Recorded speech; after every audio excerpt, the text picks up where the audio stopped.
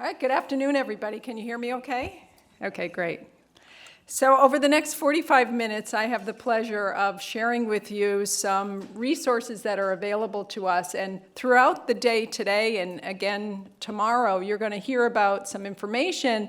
And the resources that I'm going to share with you today can be really helpful for you to stay on top of things and to learn more about what you've been shown today already.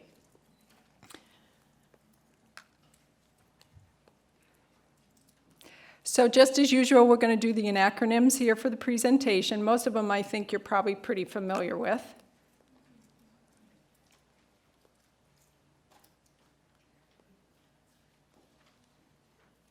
And just as a disclaimer, because I am going to do a live demo, fingers crossed, I'm going to do a live demo of the QRP website, that the information that you're going to see today is live. So when you go to access it on another day or when you go to look at the training materials of today, the website will actually look different because it will be fluid and changing as the days go on. So quick question. We're going to do a Slido question. Very curious to know how many of you or how often do you visit the IRF QRP website? Would you say A, very frequently, which we're kind of defining as weekly, occasionally, which is monthly, rarely, a few times a year, never, or even E, I don't even know what you're talking about. And be honest, and it looks like you are, which is great. And I'm hoping in the next 40 minutes I'm going to change your mind and make you convert your current practice. So it looks like we have about 75% of the people, or 70 responses, and about, it's evenly distributed with not a ton of people looking at it on a regular basis. About 19 weekly, 20 monthly. So let's see what we can do about that. So on the QRP website, there's a main site, and then within it are different pages. And some of the speakers have already alluded to some of those pages, and you may not have realized that that's what they were doing when they gave those links, but they're actually pages on the website. So as we navigate through, you'll see that it's very easy to stay on top of things and to get more information about what you've been taught today. So with the help of my friends in the corner there, we're going to go to the actual website. There you go. So all you have to do is, as Ann had mentioned, just sort of type in IRF QRP, and you'll get the web page. For me, in what I do, I'm a provider, I'm like you guys. So for me, staying on top of this information is really key for planning for my department and for some of the initiatives and things that I'm going to be doing during the year. So what I have chosen to do, and have been doing it for about 2 years now, almost 3 years now, is I have an appointment with myself at 3 o'clock every Monday to check the website. It's on my calendar so that nobody can book a meeting on my schedule and bump that for any other reason. And that allows me the opportunity it's just a 30-minute appointment with myself, 3 to 3:30, where I check the web page. And you know, sometimes there's not much happening on there, and I take that opportunity to maybe navigate through and just kind of get more familiar with other aspects of the QRP program. And it's just a 30-minute opportunity to just stay really on top of things. So what you have in front of you right now is the main web page. And you can see along what is my left-hand side are the different pages. So this is the main overview. So if you're new to IRF, welcome. And this is a great way to learn a little bit about how it all started and the Impact Act. The spot I always go to, no matter if I'm really short on time, is I always go to this spotlight page. And I would highly recommend that you do that on a regular basis. Because if you look, each of the pages is set up similarly, where there are new postings and the dates are there. So if you're one of the folks who responded saying that you only occasionally look at this, there have been postings that you've been missing out on opportunities to stay on top of things. So you can see there was a posting on July 31st, a posting on July 25th, July 16th. So for me, that was how I kind of decided I was going to do it weekly. Because to me, if I looked every single week, I was sure I wasn't going to get too far behind on any of the information. And then what I usually do, and again, you can choose to do it however you want, but what I usually do is then take the opportunity to see what's been posted as an announcement, and that sort of guides me to where I go next for my 30-minute time period. So we'll scroll back down, and you can see there's a lot of great information here. There's information about submission times, the training information for this program here was posted there. And then I'm going to navigate over again to the side, and the next page we're going to look at is the IRF manual. So we talked about the IRF manual. If you look here, I'm going to scroll down. I apologize. This is a borrowed laptop, but it shows you a little. Whoops, sorry. It shows you all the different versions of the manual, and down at the bottom, as Ann had mentioned, each of the pages is set up the same. So the most new information is at the top of the page, and all your downloads are at the bottom. So as you get more familiar and you start to visit this website more often, you'll go to the downloads and you'll be able to see all the information that's there for you that's been posted for a while. So you can see the version of the 3.0 manual is already there for you to be able to open up and review.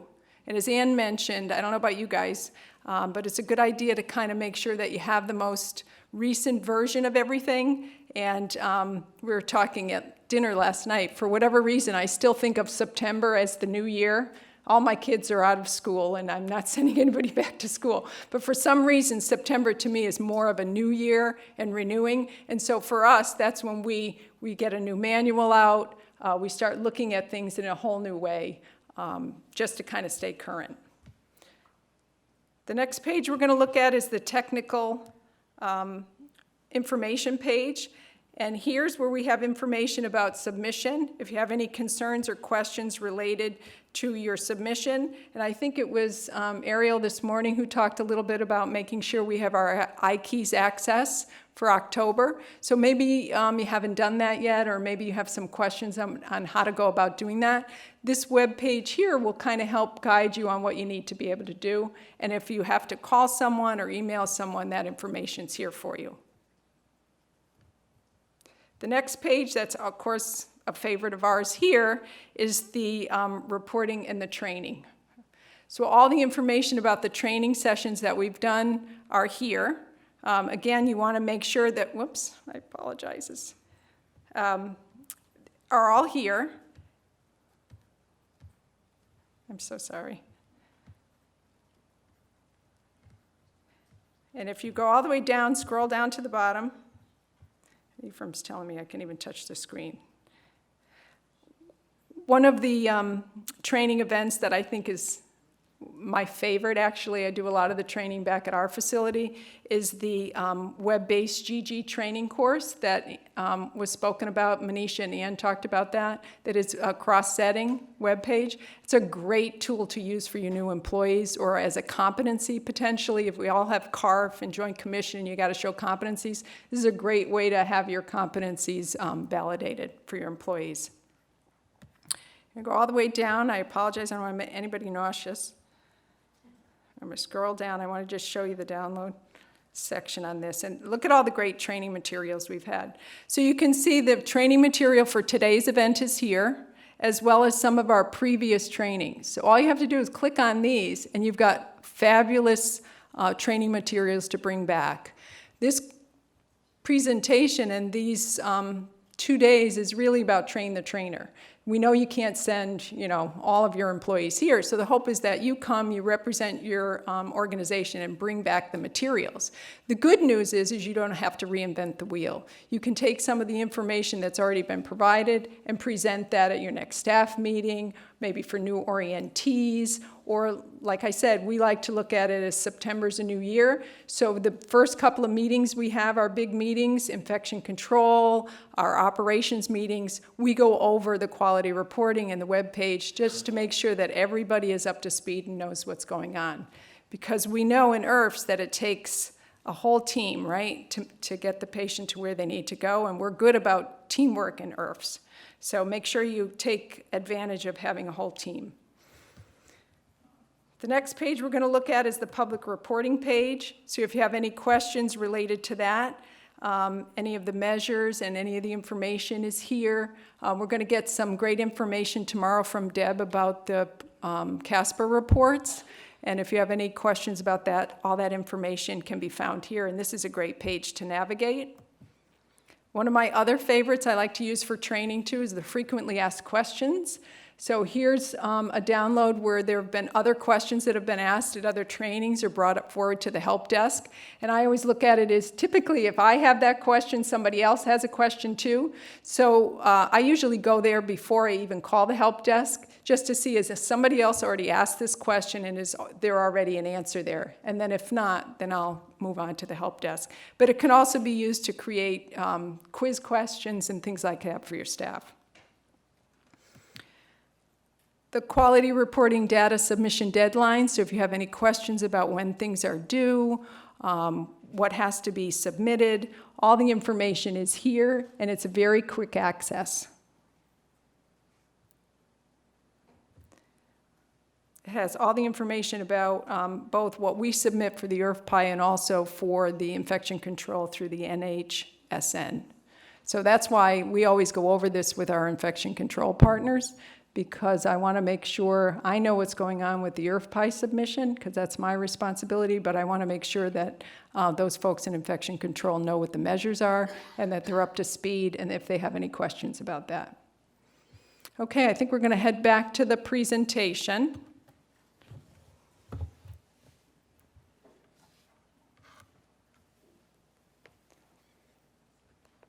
We're going to skip these. So these slides will be available to you at the end of the training, and you'll be able to use them in your trainings. These are just screenshots of what I just showed you. Whoops. So one of the questions that came in through the help desk was a question about the location of the measures calculation. Now, Ann just talked about this, so this is great. So why is the IRF measure calculations and reporting user's manual located under measures, but the IRF and the IRF manual is under a different tab? And so the answer is that the measure calculation and the reporting user's manual, which is located in that download section, presents the methods used, as Ann just really described well, how they calculate those measures. So it's more about calculations and things like that. Ann showed you what that manual looks like. And if you haven't seen the manual, I have seen that manual. I've read that because I stay on top of all this kind of stuff. So none of that stuff felt new to me, but it's a good opportunity. And then the IRF manual, the version 3.0, is the new manual for the quality reporting portion of the IRF. So they're in separate because one is about the calculation and one is about the coding. So the IRF Help Desk, this is another area that I want to make sure people know about. So one of the things that Katie and the folks from CMS had asked to make sure that I bring up, though, is when we submit our questions to the help desk, and they really want us to do that, and I don't know if you know how valuable our questions are to them, but they often tell us that it really helps them to clarify the guidance manual and things like that. So keep submitting your questions. They just ask that we don't submit any HIPAA information. And so this is a good example of what not to do. So you don't want to submit somebody's social security number, their date of birth, all about their medical history, because that would be, a violation of HIPAA. So definitely describe the scenario, framework your question, but just please don't include that information. And if you have any questions about what is HIPAA and what kind of information should we not be transmitting via email, we all have privacy officers at our organizations, and you can reach out to those guys. This is one of my favorite slides of all. I've actually printed this out. Of course, people make fun of me because I still use paper, but I printed this out and laminated this, and this is right next to my desk because it's a quick reference if I have a question on which help desk to call. They're all next to each other, and under each one has some bulleted points on this is the help desk to call for these items. So this is a great tool and reference. If you're not using this, this is a great slide to print out. We also have a help desk. CMS has a help desk for our vendor partners, which some of them are here, I see today, because they have some special needs and questions that they want to make sure that their products are ready for us when we need them. So we're going to quickly go through some of the help desks. So the first help desk is the QRP Help Desk. And some of the things that they can answer for us are questions about the IRF quality indicator items, some calculation of those measures, some general QRP questions. And generally speaking, what the folks at CMS have said, that is, if after you've looked at that table and really aren't sure where your question belongs, and sometimes that does happen, start with this help desk, and then they'll help triage where the question should go. So when in doubt, this is the help desk to use. There's also an NHSN help desk, and this again is important that our infection control partners know that that's available to them if they're having any questions related to the CDC measures, you know, the C. diff or the CAUTI or the influenza for healthcare personnel. Data submission and validation help desk. This is the Ikeys technical support too. Here you have not only an email and a website, but also a phone number. I've actually called those guys a couple of times. They're really, really very helpful. We were having some trouble submitting some of our data because we have a lot of security on our computer systems because they just wanted to have a lot of security. So we were having trouble submitting things out because our security didn't match. And so our IT people talked to the help desk people at Ikeys, and it was really very helpful. So I encourage you to do that if you're having difficulty. Data record submissions, that's the kind of things that they'll go over with you. If you're having trouble accessing your CASPER reports, we got to be looking at our CASPER reports. That's another thing to put on your calendar to make sure that you're checking on a regular basis. We get busy and things happen, and suddenly, you know, long periods of time have gone by and you haven't checked. So you want to have a plan for that. The IRF Public Reporting Help Desk, here's again where if you have questions about the reporting periods for the CASPER reports or the review and correct reports, if you had questions on interpretation. So you're looking at your CASPER report and you're not really sure if you understand what you're reading, and you want to ask a clarifying question. So you can send these guys an email, and they're really, really helpful.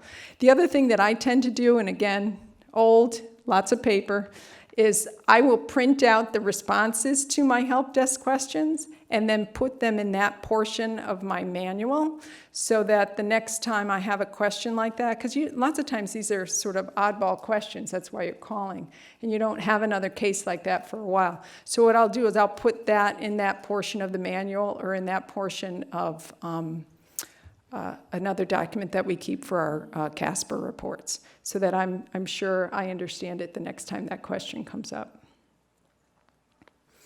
The IRF Clinical Help Desk, and they did want us to note that this information, this help desk information has changed recently, so make note of that change in email address. Here we're going to have questions related to payer information or identification information, discharge information, the FIM up until we are no longer doing the FIM, so if you have questions you can send them to that help desk. The Medicare Policy Help Desk is another one. IRF Medicare reimbursement or claims and billing, eligibility, the therapy reporting. These folks are the ones that you're going to direct those questions to. So you can see how that original slide I told you about is really helpful because it's all laid out and you can kind of just look at that and select the correct one. For our vendors in the room, there's a help desk. You guys, I'm sure, are aware of that. It's here so that they can make sure that when all the changes are made, that their products are ready and supported and able to partner with us to make sure that we're doing what we need to get done. So what are some of the additional resources? So your MAC contact information. I don't know if folks in this room keep track of that, or maybe there's somebody back at the office who does that. But you want to make sure that you contact your MAC with any changes in any information. Here's the website you can go to, and then you just hover over your state and click it on, and you can edit any information you need to do. Any questions related to the data collection and submission requirements? Again, you can access some of this through that web page, but this is also another opportunity and place that you can do that. Rulemaking. So for those of us who've been in the IRF industry for a long time, we know that April is proposed rule time and August is final rule time, and the final rule has been posted for 2020. I don't know how many of you have read it, had a cup of coffee, sat down for a little while, break it up. It does take a little while to read through, but it's an important thing to do and make sure that we understand what's going on as it affects us moving forward. If you want to stay further connected, and I take advantage of all these, I see people nodding in the room as well, get on a listserv. You'll get automatic emails and updates and things from CMS. They're great tools and great pieces of information. Oftentimes it's stuff I've read on the Spotlight or it's coming forward, but for me, more information is always better. If you haven't participated in any of the open door forum sessions or any of the listening sessions, really try to do that. I find them really, really very interesting and informative. Sometimes some of the questions that our peers are asking, I think, wow, I wish I had thought of that. Hadn't even thought of that yet. But somebody in our industry is thinking of that, and by being on the call, you know, that just kind of gets me thinking in that same way. So it's a great opportunity. And again, whenever asked for our opinion, we need to provide it. No one hears us back in our offices when we say, oh, I wish it was this, or, you know, why can't it be this, or can we do that? No one is hearing you. But these open door forums, help desks, when, you know, this afternoon, the opportunity, CMS, you know, they want to hear what we have to say. That is our opportunity. And, you know, changes are being made and they are listening to us. So we really need to take advantage of that. Which help desk, so we have a Slido question. So which help desk should you contact to request CMS review of your provider preview report data? So would you say it's A, the IRF Clinical Items Help Desk, and I know I went through these pretty quick, the IRF QRP Help Desk, the Data Submission and Data Validation Help Desk, or D, the IRF Public Reporting Help Desk? I'll give folks a few minutes.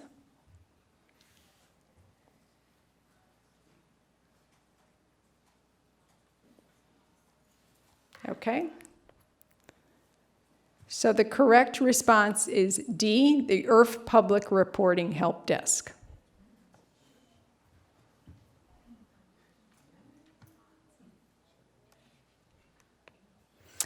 If you are unsure which help desk to contact, you should email your question to which of the following help desks for triage. Would you say it's A, the Public Reporting Help Desk, B, Data Submission and Validation Help Desk, the QRP Help Desk, or the IRF Medicare Policy Help Desk?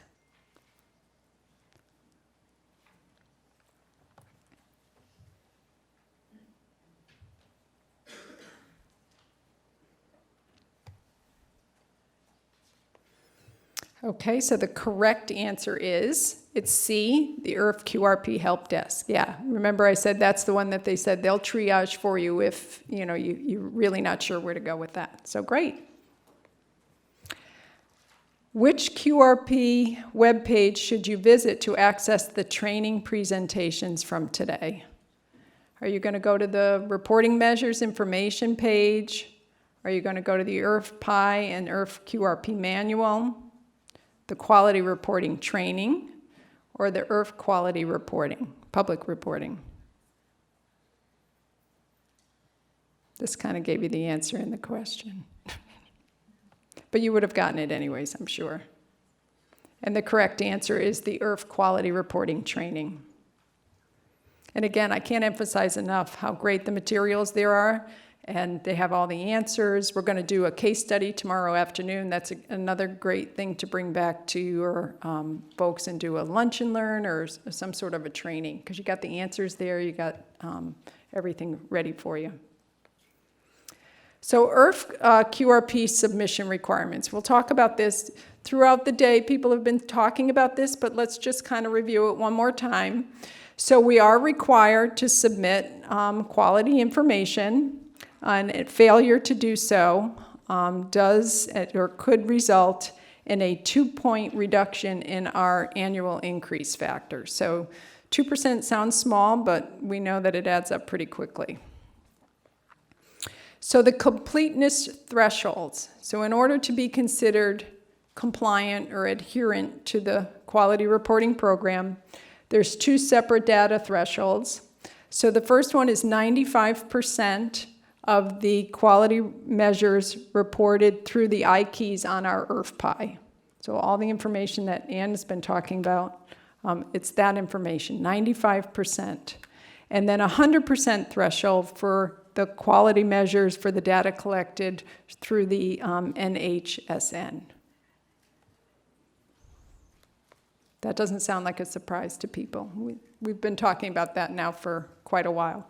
So again, this is the only math you're going to have to do for me. This is not a hard math problem. So the denominator, as Ann said, is just the assessments submitted successfully before the submission deadline, and the assessments with 100% of the required IRF pie data elements. Times 100 will get you your 95%. So if you had 95 that were complete out of 100, that becomes a 95% complete. Again, if we're checking our reports, you'll see that you're meeting that measure. Reconsideration process. We did want to talk a little bit about this because we've not talked about this before, and we want to make sure people are aware that that is an option for folks. So what is reconsideration? So reconsideration is a request for a review of an initial CMS compliance determination for an IRF for any given year. So if an IRF was found to be non-compliant with the quality reporting program, you would receive or will receive a letter of notification that will give you instructions on what you need to do to request a reconsideration. And the reconsideration should be considered if you believe that your facility has been identified for this payment reduction in error, and you have the right to request that reconsideration. So why would someone submit a reconsideration? So there's basically 2 reasons. One is that you believe that the findings are incorrect, or 2, that you have evidence of an impact of an extraordinary circumstance that prevented timely submission of the data. So those are 2 main reasons. There is a separate reconsideration if there is a disaster, a separate sort of filing process. But for the purposes of this, it's the 2 main reasons. It should be noted that no requests will be accepted after the deadline.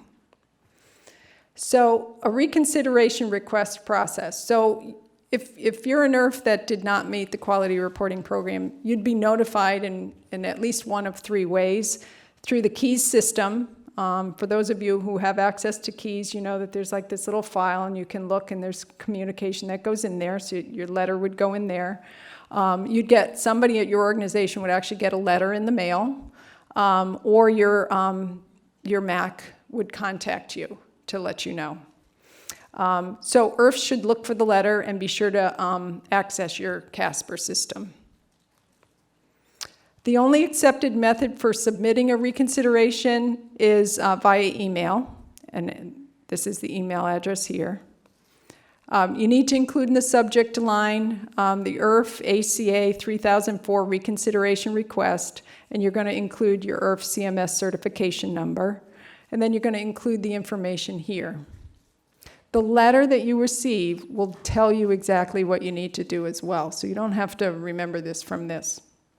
But it's important to kind of know the process. So in creating a reconsideration request, as I said, you're going to want to submit supporting documentation that shows why you believe the determination was done in error. And some of the examples might be proof of submission. You know, you did submit things, and for some reason they didn't give you credit for that, and you have validation reports and things like that that you can show. When creating a reconsideration request, determination will be based solely on the documentation that you supply. They're not going to reach out to you and ask for more information. So you want to make sure that when you submit your information that you feel it's complete and it creates an argument that is solid. The reconsideration process, one of the things that, Katie wanted to make sure I let you know is that when you send the email request for the reconsideration, you'll immediately get a quick response back. But what you're going to really want to look for is, in about 5 business days, a formal notification back from them saying that they received your request. So you get the quick bounce back email saying it was sent, but you're going to want to hear a separate email from them, and it comes in about 5 business days. And if for some reason you don't get that, you're going to want to reach out again.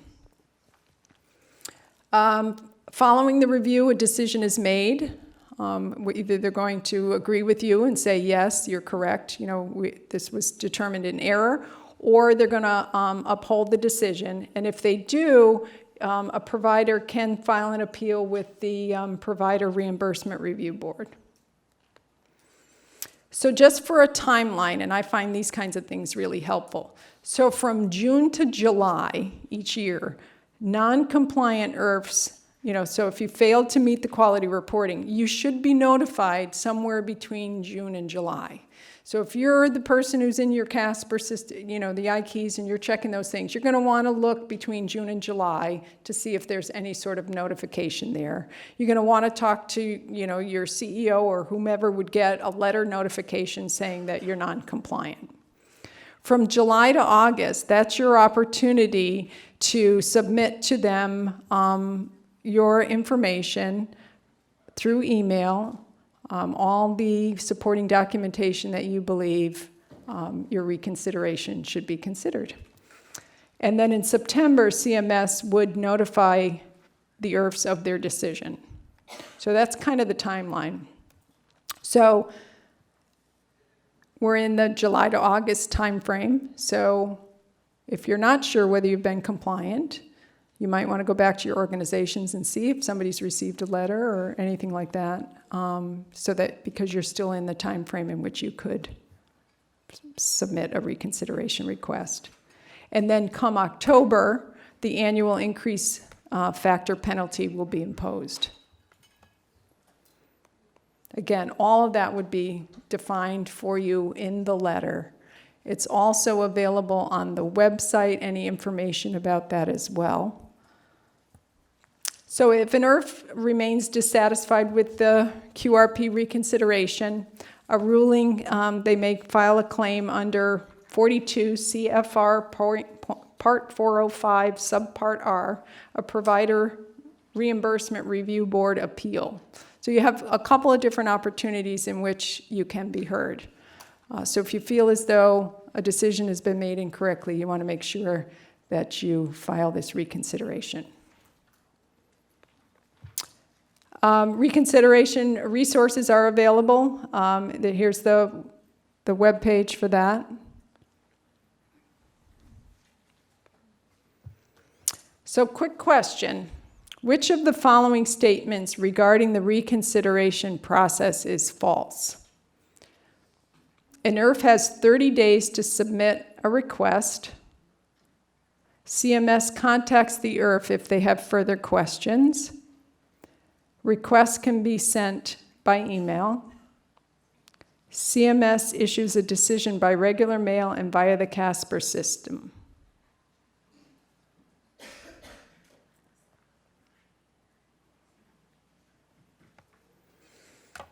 Give it a minute. Okay. In the interest of time, I think we'll move forward. And so the correct answer, which is that, did I forward it forward? I apologize, Raymond. I think I moved forward. I apologize.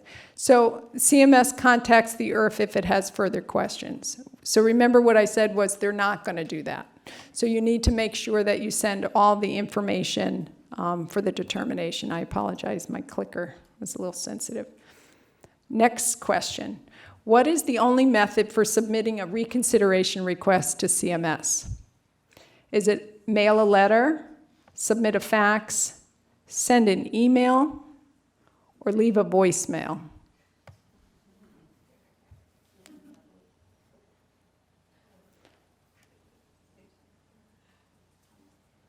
Okay, and looks like people are doing pretty good. So the correct response is to send an email to the special reconsideration inbox. And again, just want to remind people, because Katie wanted me to make sure I did, you'll get a quick response back, but you want to make sure you get a formal notification within 5 business days. And quickly, what are the 2 data completeness thresholds that IRFs must meet to be compliant for the IRF QRP? Is it A, 90% for the IRF PI, 95 for the NHSN, 100 for the IRF PI, 100 for the NHSN, 100 for the IRF PI, 95 for the NHSN, or 95 for the IRF PI and 100 for the NHSN? It looks like we've got enough people in here and some folks who know what they're doing. So we're going to move it forward, and the correct answer is, as we talked about, is 95% for the IRF PI and 100% for the NHSN. Very good. So for the next few minutes, what we're going to have you do, you have a handout. It's numbered number 8. And in that, there's a little scavenger hunt. You can work together at your table, because IRFs always work in teams. And see if you can navigate through the web page. You know, if somebody's got their laptop up, you can kind of work together and answer the questions. We're going to give you just about, 5 or 6 minutes to do that.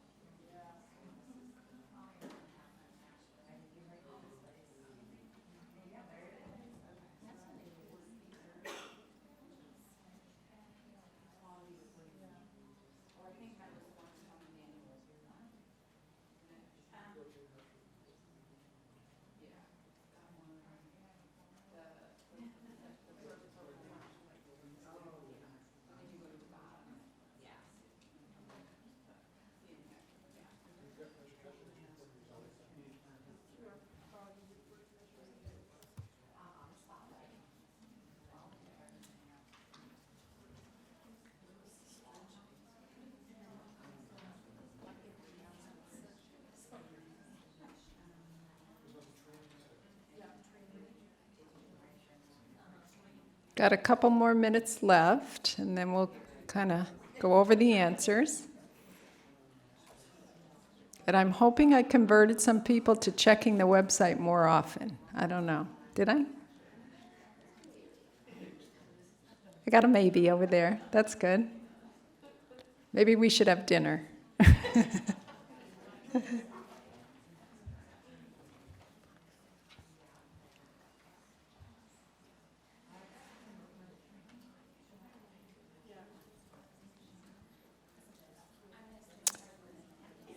Okay, so it looks like people are starting to look up from their papers, which is always a good sign. And we'll start going over the answers. So for question number 1, today's training agenda can be found in the download section of this page. Shout it out to me. How about that? Anybody want to shout it out? I heard it over here. The lady in the blue blouse over there said it. It's the quality reporting training. Correct. Nice job. Yeah, we should have had tables and trivia prizes or something, yeah. All right, question number 2. This page communicates important announcements and updates regarding the IRF QRP. Spotlight, exactly. I'm telling you, if you have time for nothing else, you got to go to the Spotlight page. Definitely make time for that. And that is correct, Spotlight and announcements. Question number 3. The final IRF Pi version 3.0, along with the change table describing the updates, is in the download section of this page. The IRF Pi and the IRF Pi manual. And I apologize, I went through that so quick. The change table is fabulous. If people don't use, that's another great tool where it just sort of compares side by side the differences from one version to the other, and it saves you a lot of trouble. Otherwise, you're going through it sort of page by page trying to figure it out yourself. Number 4, the IRF measure calculations and reporters users manual, which provides detailed information for each of the quality measures, is included in this download section of this page. And Nan talked about that for us. And I'm going to let her do all the calculations. I'm not going to try to do them myself. And that is the IRF quality reporting measures information. So the measures section. Number 5, the registration announcement for today's training was actually posted in 2 separate spots, 2 different pages. Spotlight and training. Absolutely, spotlight and training. That's why I always say, got to start with the spotlight. Number 6, this page describes the procedures for requesting CMS review of the IRF data in the provider preview reports.